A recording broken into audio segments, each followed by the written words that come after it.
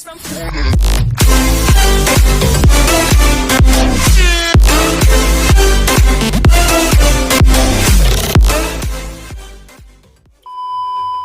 assalamualaikum warahmatullahi wabarakatuh. Jadi video kali ini saya akan mempresentasikan PowerPoint tugas karakter building saya.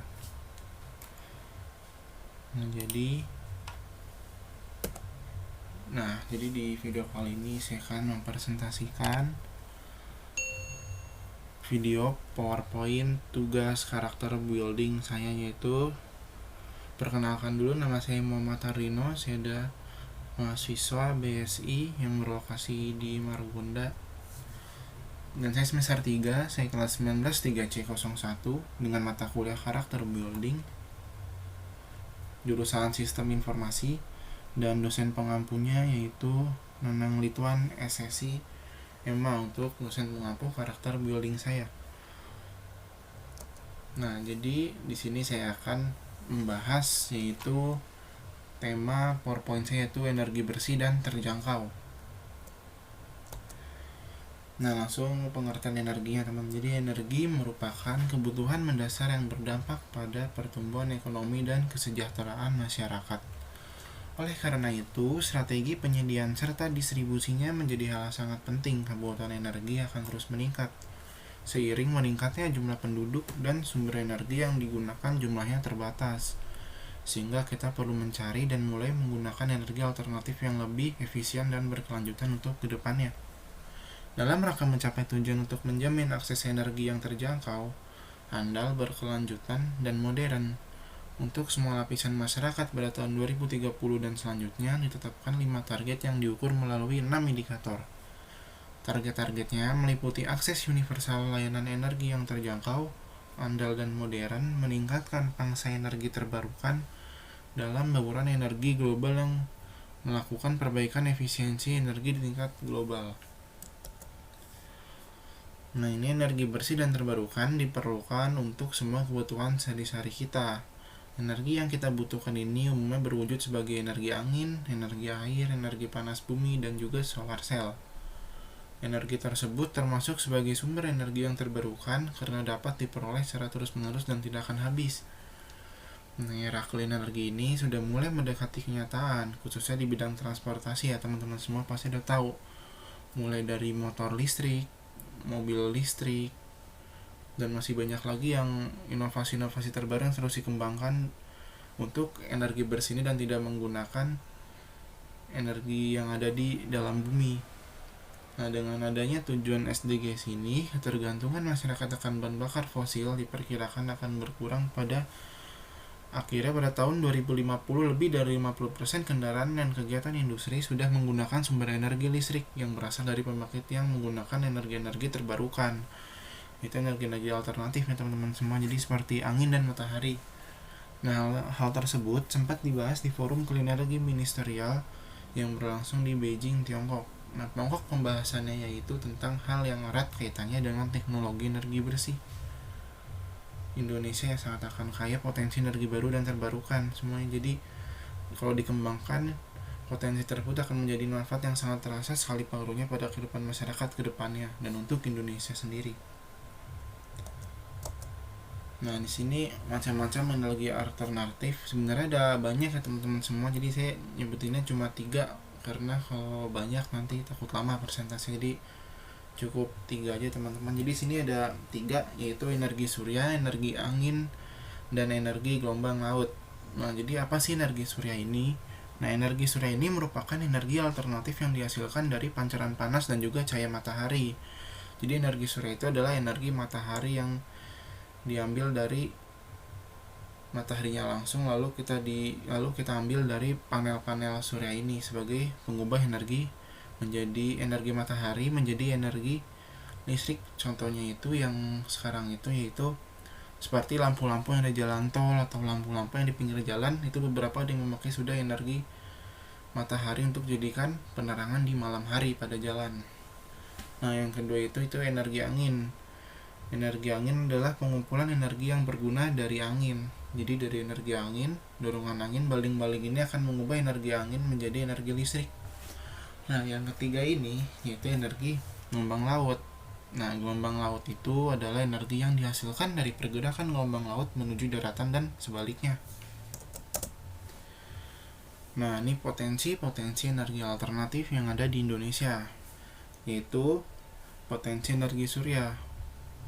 Indonesia merupakan negara tropis memiliki potensi yang sangat besar, yang sangat banyak sekali ya teman-teman, yang terbentang sangat jauh karena Indonesia negara tropis, jadi otomatis cahaya mataharinya pasti banyak teman-teman. Jadi sangat sayang kalau nggak dimanfaatkan energi matahari untuk dikembangkan menjadi energi listrik.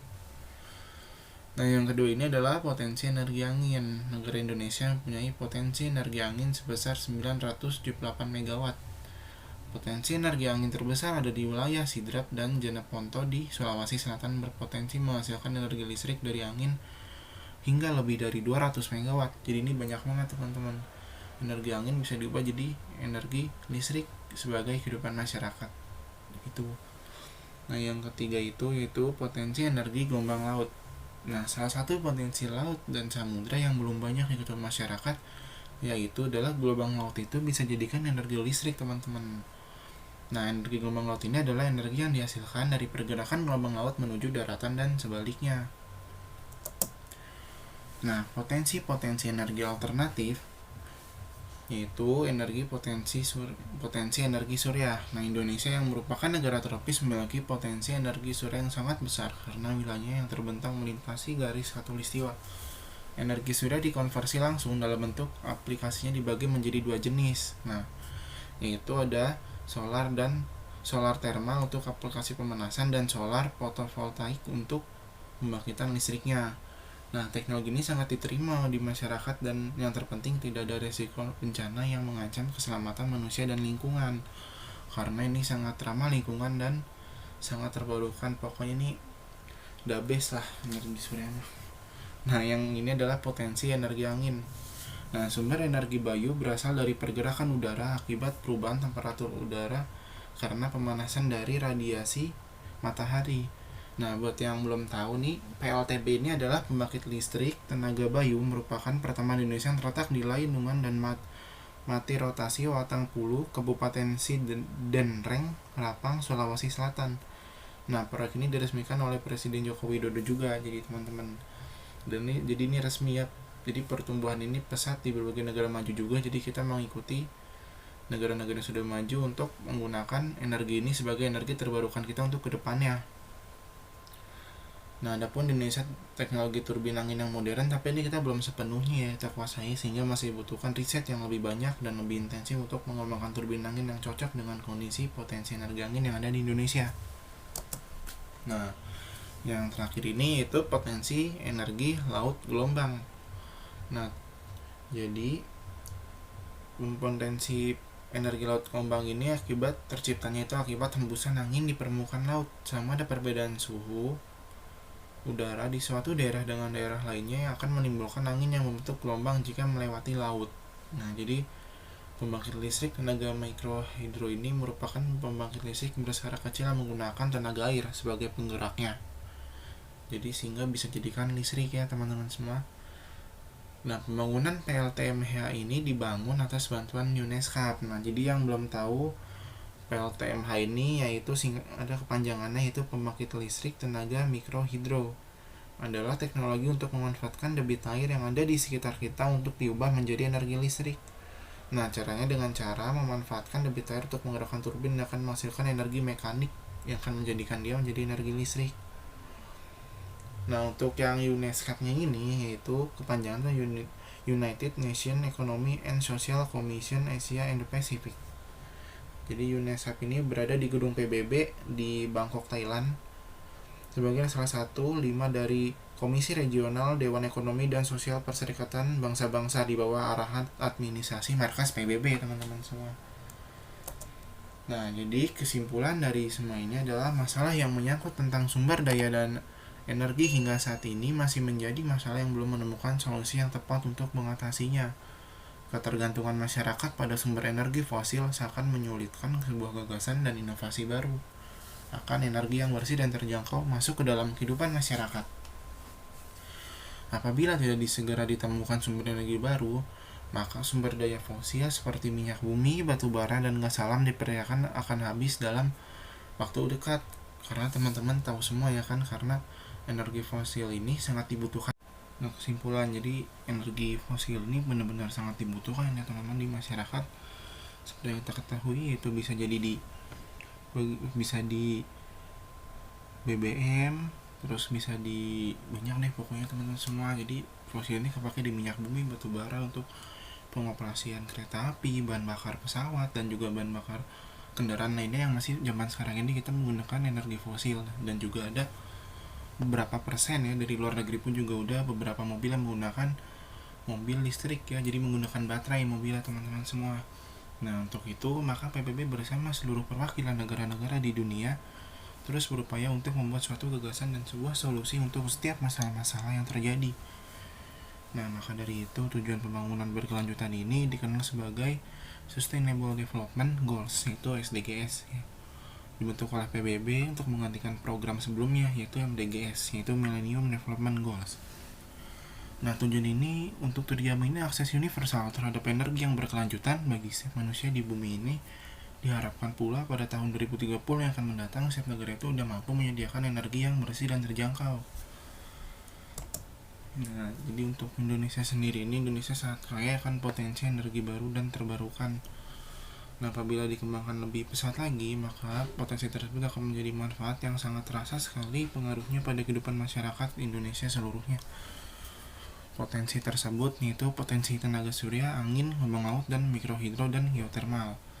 Nah, jadi potensi-potensi tersebut ini potensi yang sangat akan berkembang baik di Indonesia jika dikembangkan dengan cepat ya teman-teman semua. Jadi sebenarnya Indonesia seperti yang tadi saya sudah bilang, yaitu udah benar-benar mampu memperoleh keuntungan dari sumber daya yang sudah dimiliki karena berlimpah sekali, mulai dari mataharinya, angin, dan gelombang lautnya. Indonesia memiliki semua yang bisa dijadikan energi alternatif sebagai pengganti energi fosil menjadi energi listrik yang lebih ramah lingkungan. Nah, akan tetapi terhalangi oleh keseriusan pihak-pihak yang terkait. Nah, akan masalah ini dalam kehidupan sehari-hari pun dapat terlihat ya, sifat asli masyarakat Indonesia rata-rata itu masih dibilang acuh-acuh. Karena ya tahu sendiri, jadi kurangnya mensosialisasikan informasi yang terkait dengan SDGs, tujuannya juga belum menyeluruhnya ke seluruh masyarakat Indonesia. Dan kurangnya juga fungsi pemerintah mensosialisasikan informasi tersebut ke masyarakat Indonesia juga, khususnya yang berkaitan dengan energi bersih dan terjangkau. Nah, akibatnya masih banyak masyarakat Indonesia yang tidak mengetahui pengertian tujuan manfaat dari tujuan pembangunan berkelanjutan ini dan dampaknya bagi keberlangsungan hidup masyarakat seluruh Indonesia. Nah, maka dari itu kita harus selalu berinovasi untuk kedepannya lagi untuk membuat energi-energi terbarukan, itu energi yang ramah lingkungan dan tidak merusak bumi teman-teman semua. Jadi energi fosil pastinya lama akan mengeruk dan akan habis untuk masa yang akan datang untuk seterusnya sampai tahun-tahun berikutnya. Dan jika tidak ada pengembangan energi terbarukan atau energi alternatif, maka cucu-cucu dan anak kita tidak akan bisa menikmati hasil yang ada saat ini sedang kita nikmati karena udah habis duluan oleh kita sendiri teman-teman. Nah, jadi sekiranya segitu aja yang bisa saya dapat sampaikan. Mohon maaf bila ada salah kata, dan bila ada yang salah tolong dikoreksi ya teman-teman. Nah, sekiranya cukup sekian yang penjelasan dari saya, yaitu tugas presentasi PowerPoint karakter building yang berjudul energi bersih dan terjangkau. Nah, terima kasih telah menyimak video sampai habis. Mohon maaf bila ada salah kata, dan jika ada yang salah bisa tolong dikoreksi ya semuanya. Wabillahi taufiq wal hidayah. Wassalamualaikum warahmatullahi wabarakatuh.